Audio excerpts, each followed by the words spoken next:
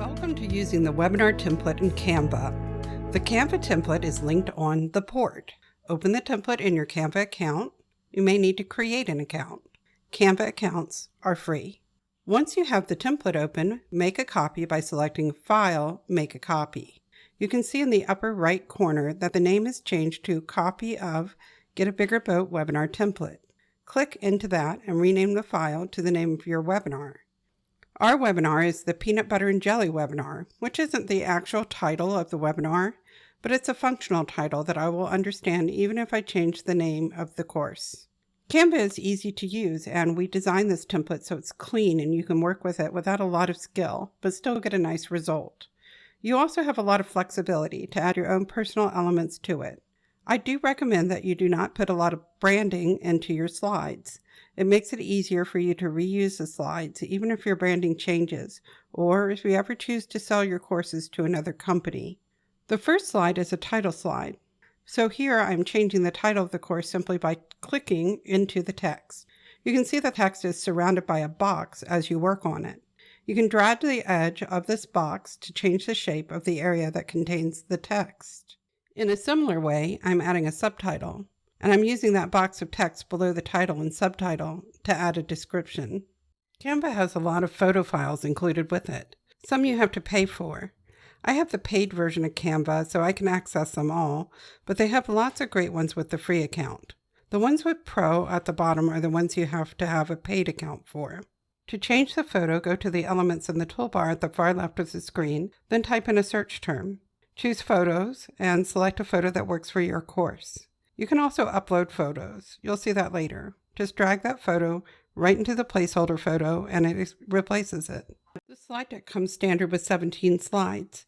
You can use some of them just as they are if you like. The second slide is where you put in some information on yourself. From your course bio form, you can pull out some highlights. Here I'm uploading some photos into the program using the Upload button. I'm importing a bunch at once, but in Canva, I'll have access to them forever. So I can go ahead and import as many as I want, and I'll be able to access them whenever I need to.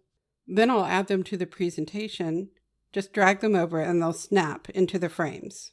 Here my Mr. Peanut doesn't fit into the frame properly, so I'm deleting the frame and then placing the graphic.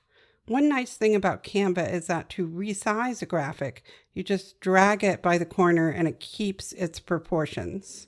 Before I started, I made a document with information I need to complete this. We have this document for you to fill out before you start making your webinar slides. Even though this text frame fits perfectly inside the box, the text itself doesn't. So I'm sizing the text frame bigger than the box. The third slide is where you tell a captivating story to gain attention from your audience. You can customize this however you like. The photo I liked for this slide is vertical and would not fit well in the horizontal space of the frame, so I deleted the frame and rearranged the page. You can see that the green dots and green line create a nice boundary on the design. You can align elements to those items and still get a great layout, even if you stray off the set design. Canva has a feature where it'll snap things into line with other elements on the page. The fourth slide is your learning objectives. These you literally copy and paste from your learning objectives form that you filled out earlier. The next 7 slides are your main content. This slide is for your prior knowledge. Here you present a framework of 5 elements that you want to relate their new meaning to. In this case, I am comparing the elements of my gourmet peanut butter and jelly sandwiches to the boring ones everyone knows about. The green rectangles are locked to the page, so you cannot move them. It's possible to unlock them, but it will make your life harder. See if you can make the text fit within the rectangles. And now this slide is magically filled out. Slide 7 is a matrix for the new learning. This serves as an overview of the next 5 slides. You did already complete this information when you were working on your course, so you just need to copy and paste that information into here. Slides 8 to 13 are the main content of your presentation. Duplicate the associated point from the first page and place that at the side. Then use the rest of the slide for photos or bullet points or whatever you like. I'll make this slide deck available to you so you can see a good example. It's easy to add an additional slide in if you like. Put your cursor between two slides and click to create a new blank slide. For consistency, I'm pasting over the header elements from another slide. That way they all look the same. And here I'm just going to drag a picture onto the slide so that you can see how quick it is to create a new slide from a blank slide. At the end of your presentation, you want to recap the key points. I'm writing one sentence summary of each of the main 5 slides. There is a slide for you to promote some resources for further learning, such as books and websites. This is a good place to promote other products and services that you offer. Since a lot of people don't yet have a course to promote, we created a slide to ask people to sign up for a wait list. You can delete this slide if it doesn't make sense for you. We felt like if someone spent time to come to your webinar, they would be interested in purchasing your course. And this way we can capture that lead instead of losing an opportunity for a sale. Canva has a cool feature where you can add a QR code. These work great in webinars. The participants can hold their phones up to the screen and then immediately access the site. This one would access a page that collects contact information for the wait list.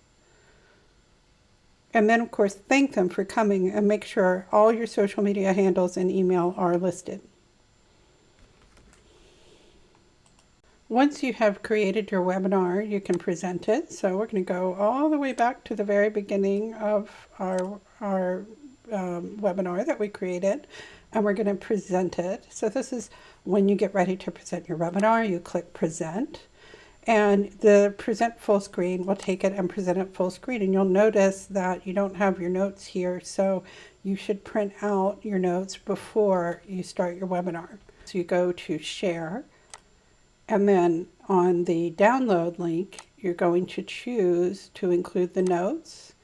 And you have this option to flatten the PDF, which I recommend that you pick. And it asks you which ones to pick. And you're going to choose all pages.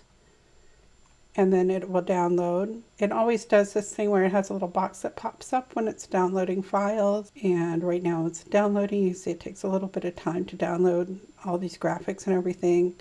And then it downloads into your downloads folder on your computer.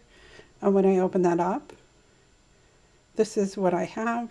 And you can see that the note that I recorded, read out my social media handles, is right there beneath the slide. So you'll have this and you can just use this for your presentation notes.